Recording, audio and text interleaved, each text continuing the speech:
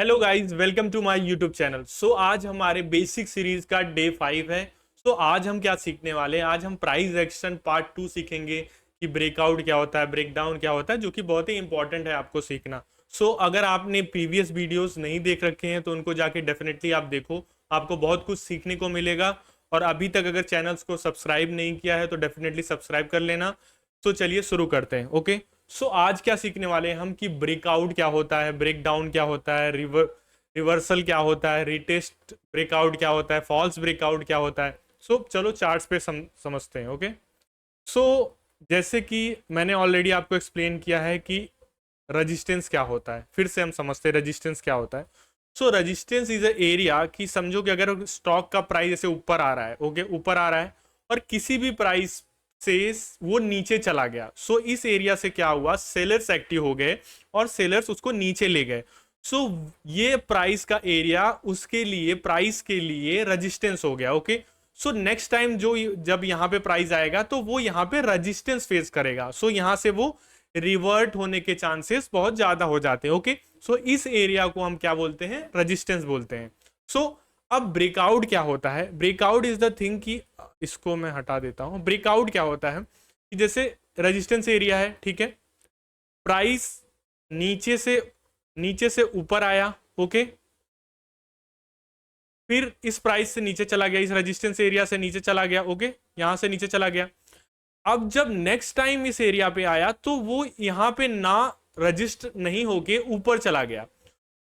इस एरिया को जब इसके ऊपर चला गया, इस रेजिस्टेंस के एरिया को, तो हम इसको क्या बोलते हैं, ब्रेकआउट बोलते हैं। ओके, इसको क्या बोलते हैं, ब्रेकआउट बोलते हैं। ओके, नेक्स्ट चीज, अगर ये यहां से ऊपर नहीं गया होता, ओके, नीचे ही आ गया होता, तो ये यहां से आ गया तो ये क्या हो गया, रिवर्सल हो गया। ओके, अगर ब्रेकआउट इस एरिया के ऊपर चला गया, ब्रेकआउट वर्ड ही आपको बता रहा है कि जब वो अपने रेजिस्टेंस को तोड़ के ऊपर चला जाएगा तो उसको हम क्या बोलेंगे, ब्रेकआउट बोलेंगे। जैसे फिर से समझते हैं, रेजिस्टेंस हो गया, ओके, प्राइस नीचे से ऊपर आया, फिर इस एरिया से नीचे चला गया, तो ये एरिया क्या हो गया, रेजिस्टेंस हो गया। नेक्स्ट टाइम जब प्राइस आया तो समझो फिर से नीचे चला गया। ओके, नेक्स्ट टाइम जब प्राइस आया इस एरिया को तोड़ के ऊपर चला गया, ये रेजिस्टेंस के एरिया को तोड़ के प्राइस ऊपर चला गया। इसको हम क्या बोलते हैं कि स्टॉक ने ब्रेकआउट कर दिया। ओके, बेसिकली नॉर्मली क्या होता है, जब ब्रेकआउट हो जाता है तो हम क्या समझते हैं कि जो सेलर्स थे वो अब कमजोर हो गए हैं, वो प्राइस को नीचे नहीं लेके जा पा रहे हैं, और बायर्स बहुत ज्यादा पावरफुल हैं, सेलर्स को उन्होंने पीछे कर दिया। अब यहां से स्टॉक का प्राइस ऊपर जाएगा तो हम क्या करते हैं, यहाँ पे बाइंग की एंट्री लेते हैं। ओके, हम ब्रेकआउट पे बाय करते हैं। समझ गए आप? सेम चीज इसका उल्टा, जो आप सपोर्ट एरिया हो गया। अब सपोर्ट एरिया क्या होता है मैंने ऑलरेडी बताया, फिर से समझते हैं। सपोर्ट इज अ एरिया कि प्राइस, किसी भी स्टॉक का प्राइस नीचे आ रहा था, ओके, वो एक प्राइस से रिवर्ट हो गया, तो यहां पे क्या हुआ, बायर्स एक्टिव हो गए और प्राइस को ऊपर लेके चले गए, तो ये एरिया क्या हो गया, सपोर्ट एरिया हो गया। नेक्स्ट टाइम जब प्राइस यहां पे आएगा वो फिर से यहां पे सपोर्ट फेस करेगा, उसके चांसेस बढ़ जाते हैं कि वो यहां से ऊपर चला जाएगा। ओके, तो सेम चीज, जब प्राइस समझो कि 2 बार यहां से सपोर्ट ले लिया और फिर जब नीचे आया और इस प्राइस को तोड़ दिया, तो इसको हम ब्रेकआउट बोलते हैं और ब्रेकडाउन भी बोलते हैं। यूजली लोग ब्रेकआउट बोल देते हैं, बट बेसिकली ये ब्रेकडाउन है। ये डाउन सपोर्ट को जब ब्रेक कर देता है ये ब्रेकडाउन है।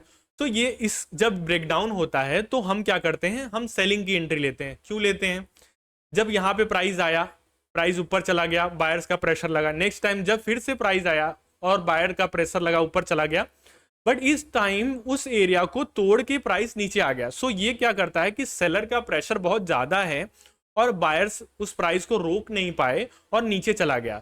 वो सेलर के प्रेशर के नाते हम यहाँ पे क्या करते हैं, सेलिंग की एंट्री लेते हैं कि प्राइस अब नीचे जाने के चांसेस बहुत ज्यादा हैं। ओके, ये क्या हो गया, हमारा ब्रेकडाउन हो गया। ओके, नेक्स्ट चीज, अब सेम चीज में क्या होता है कि जैसे मैंने 2 चीज बोला कि ब्रेकआउट होगा तो आप क्या करोगे, बाय की एंट्री लोगे, ब्रेकडाउन क्या होगा तो आप सेल की एंट्री लोगे। सेम चीज अब क्या होता है कि हम क्या करते हैं कि जैसे अगर मानो रेजिस्टेंस के पास प्राइस गया, रिवर्ट आया, फिर ऊपर गया, हमको क्या होता है कि प्राइस जब यहां पे आया तो फिर से नीचे जाएगा, तो इसको क्या हो गया कि प्राइस रिवर्स हो गया, तो हम यहां पे भी इसको ऊपर ब्रेकआउट नहीं हुआ तो हम यहाँ पे क्या करेंगे, रेजिस्टेंस के पास सेल की एंट्री ले लेंगे, यहाँ पे सेल कर देंगे।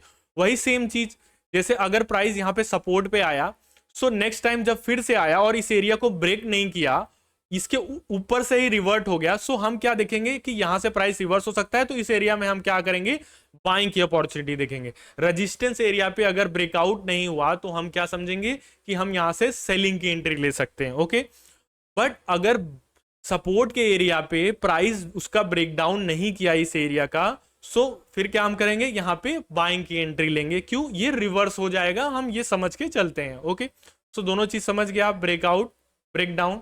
ओके, नेक्स्ट चीज इसको हम चार्ट्स पे भी समझ लेते हैं। जैसे चार्ट पे अगर समझना है तो चार्ट्स पे समझते हैं कि ये कैसे वर्क करता है। ओके, तो जैसे आप कोई एरिया लो,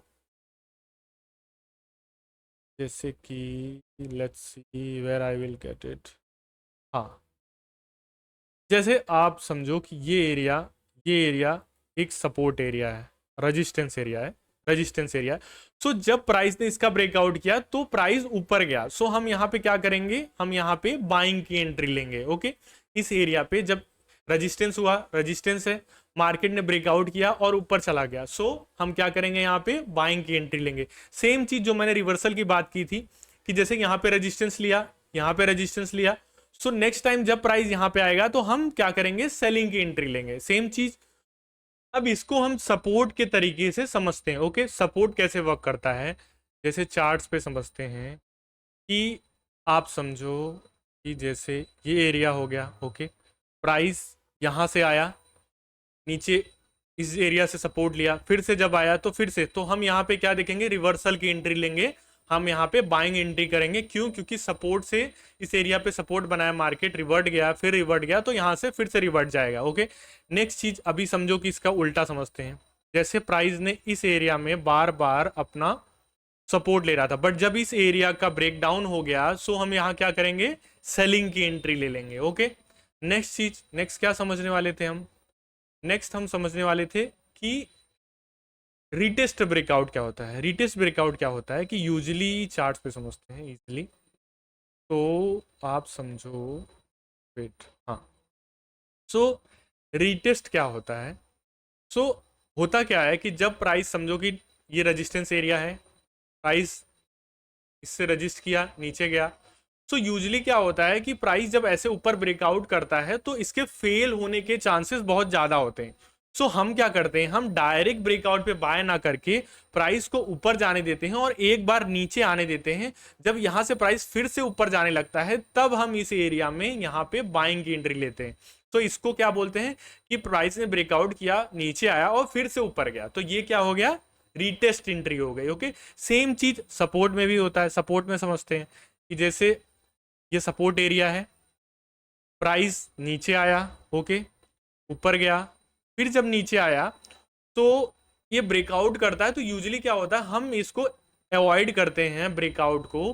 कभी कभी क्या होता है कि ये ब्रेकआउट करके रिवर्ट हो जाता है। ओके, सो हम क्या करते हैं, हम रीटेस्ट एंट्री लेते हैं। तो क्या होगा, जब प्राइस यहां पे आया, अब प्राइस क्या करेगा, फिर से ऊपर जाए और फिर नीचे आए, सो ये क्या हो गई, आपकी रीटेस्ट एंट्री हो गई कि प्राइस ने एक बार फिर से प्रेशर लगाया ऊपर जाने का, बट वो नीचे आ गया, तो ये हमारा क्या हो गया, रीटेस्ट एंट्री हो गई। ओके, सो नेक्स्ट हम क्या समझने वाले हैं, फॉल्स ब्रेकआउट क्या होता है। फॉल्स ब्रेकआउट जो मैंने पहले उसमें समझाया, फॉल्स ब्रेकआउट बेसिकली क्या है कि यूजुअली प्राइस जब ऐसे आता है, रेजिस्टेंस पे आया, नीचे गया, फिर से आया, ऊपर थोड़ा बट रिवर्ट हो गया, सो ये आप फंस गए, आपने यहाँ पे ब्रेकआउट किया। सो आपको मेन चीज जो मैंने बोला कि रीटेस्ट एंट्री लेनी है, कि प्राइस आपको डायरेक्टली बाय नहीं कर लेना ब्रेकआउट पे, इसको ऊपर जाने दो, जब ये ऊपर आएगा तो फिर से एक पुल बैक आएगा नीचे, फिर ऊपर जाएगा, सो ये क्या हो गया, रीटेस्ट हो गया। तो ये फॉल्स ब्रेकआउट से बचने का एक तरीका हो गया। ओके, अगर आपको फॉल्स ब्रेकआउट पे और समझना है सो मैं इन डिटेल उसको भी समझाऊंगा कि फॉल्स ब्रेकआउट को कैसे आइडेंटिफाई करते हैं। ओके, नेक्स्ट चीज हम क्या समझने वाले थे, रिवर्सल तो हमने समझ लिया। ओके, रिवर्सल फिर से समझ लेते हैं।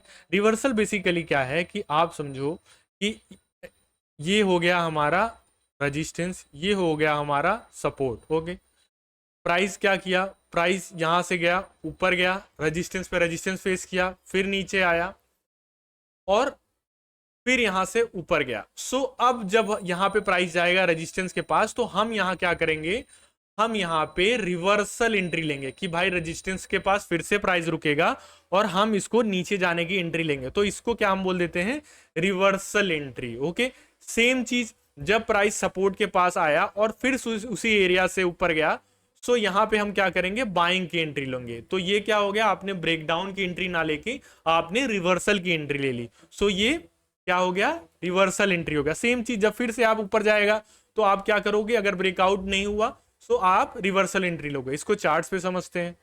चार्ट्स पे अगर समझते हैं, जैसे कि इसको हटा लेते हैं, आप समझो।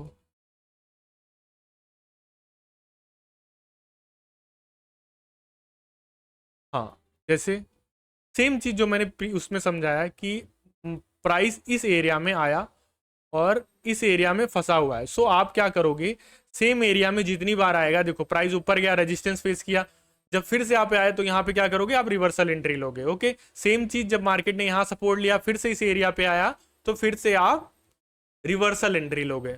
So this is for today, thank you for watching. अगर आपको कोई डाउट हो सो आप मेरे से पूछ सकते हो कमेंट बॉक्स में, मैं आपको रिप्लाई करने की कोशिश करूंगा। और अगर आपने चैनल को सब्सक्राइब नहीं किया है तो डेफिनेटली सब्सक्राइब कर लेना।